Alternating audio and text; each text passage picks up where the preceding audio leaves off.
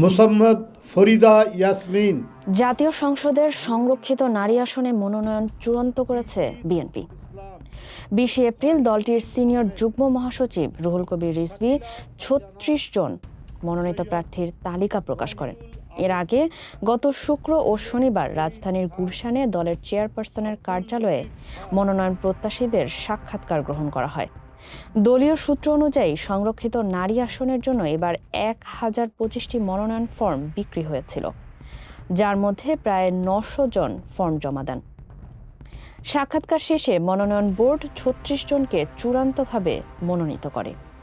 এই মনোনয়ন বোর্ডের সভাপতিত্ব করেন বিএনপির চেয়ারপারসন তারেক রহমান।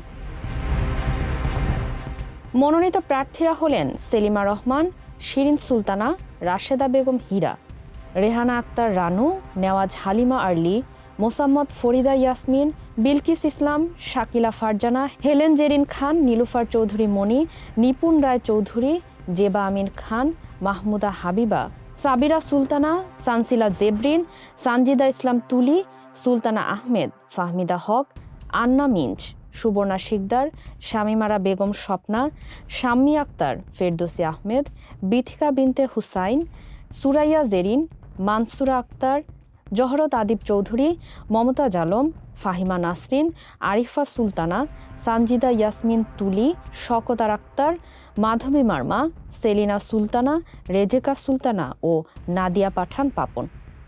ফারিহ আহমেদ, মানবকণ্ঠ।